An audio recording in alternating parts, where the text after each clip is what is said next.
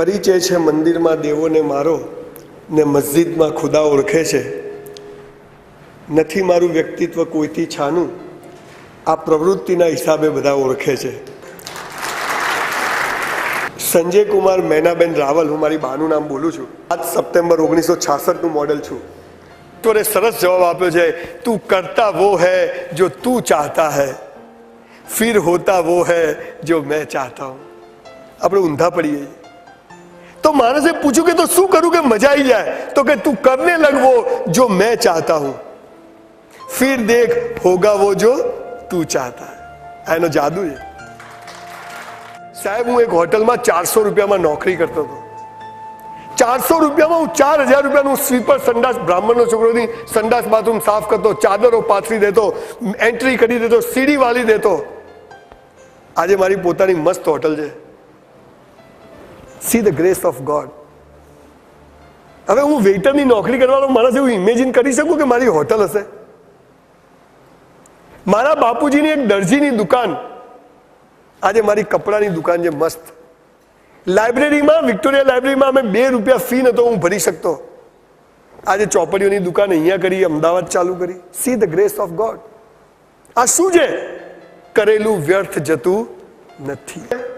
તો તમે જીવનમાં સફળ થવા જઈ રહ્યા છો, પણ તમને સાચા શબ્દોના સાચા અર્થ જ ખબર નથી. ભગવાન એટલે શું મને કોઈ કહો? ચેલેન્જ મારું સાહેબ. Who is God? અલ્લાહ શું છે? ઈશ્વર શું છે? ખબર જ નહીં. બધા કે આપણે કહીએ. પ્રેમ શું છે? સેક્સ શું છે? ધર્મ શું છે? સુખ શું છે? વ્યક્તિ કશું ખબર નથી અને કોઈને ખબર નથી. એટલે બધા જે શીખ્યા, સૂર્ય હોય ઉગે નહીં હાથમાં, આ પીપોડીઓ ચાલે છે અને બધા દારૂના નશામાં ફરે છે. પણ જેટલા લોકોને આ જુદી ખબર પડી ગઈ એ બધા દુનિયાથી જુદા ચીલા પાડે છે. અને પછી દુનિયા હંમેશા છે ને આવા પાગલો ઉપર જ ચાલે છે. અને આવા પાગલો જ દુનિયાને, દેશને, સમાજને દિશા બતાવીએ. એટલે હું થોડા નીમ પાગલ લોકો બનાવવા માટે આ 500-600 સ્કૂલોમાં જઉં છું. રેસ્ટ ઓફ ધ લાઈફ પણ આ જ કરવાનો છું. ગુજરાતી ફિલ્મ અમે લોકો બનાવી રહ્યા છીએ. Vitamin C, SHE. સી એટલે છોકરી, એટલે મા સ્વરૂપે હોય, પત્ની સ્વરૂપે હોય, પ્રેમિકા સ્વરૂપે હોય, દીકરી સ્વરૂપે હોય, પુત્રવધુ સ્વરૂપે હોય. પણ આ વિટામિન સી વગર ચાલવાનું નથી. પણ આપણે એનો પણ અર્થ આખો ઊંધો.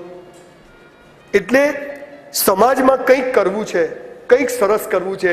હમ તો ચલતે ગયે, કારવા બનતા ગયા. એ મારા બાપુજી જ્યારે મને કહ્યું કે ચોપડીઓ વાંચ, કસરત કર. મિત્રો, તમારી સામે ઊભો છું, લગભગ 5000 પુસ્તકો વાંચ્યા છે. 5000. અને આજે પણ રોજ 1 કલાક કસરત કરું છું. 100 દંડ મારું ચાલે એટ ધ એજ ઓફ 49. કેમ કે આ ઈશ્વરે મને આપી છે ગાડી. It must be in good shape. આવવું ને આવું એને પાછું આપવાનું છે. ઈશ્વર જે કરે તે યોગ્ય કરે છે. દુષ્કાળ લાવે, અતિવૃષ્ટિ થાય, ગરમી પડે, ઠંડી પડે, પણ તું જે કરે એમાં હું ખુશ છું. આ ભાવના પેદા થઈ જાય ત્યાંથી ભયમુક્ત જીવનની શરૂઆત થાય. અને એટલે મને એમ થાય છે કે યસ, હજી જિંદગી ઘણી બાકી છે.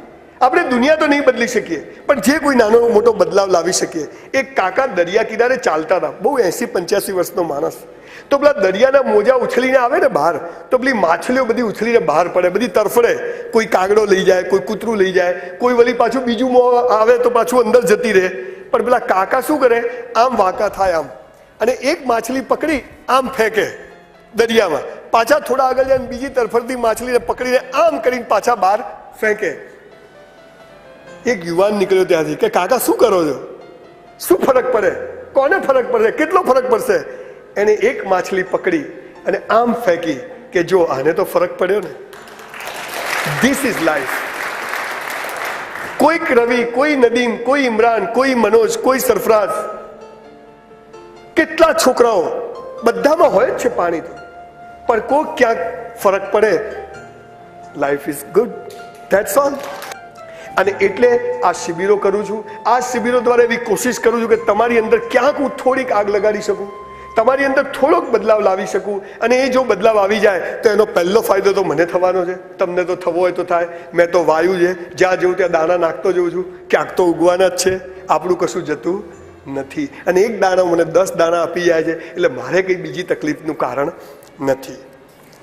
એટલે મારું ધાર્યું થાય ત્યારે હું ખુશ, ના થાય ત્યારે ઈશ્વર ખુશ.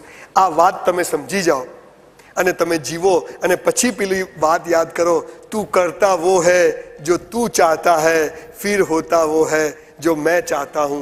तू करने लग वो जो मैं चाहता हूं, फिर देख होगा वो जो तू चाहता है. પછી પૈસો પણ મળશે, શોહરત પણ મળશે, દુનિયા પણ મળશે.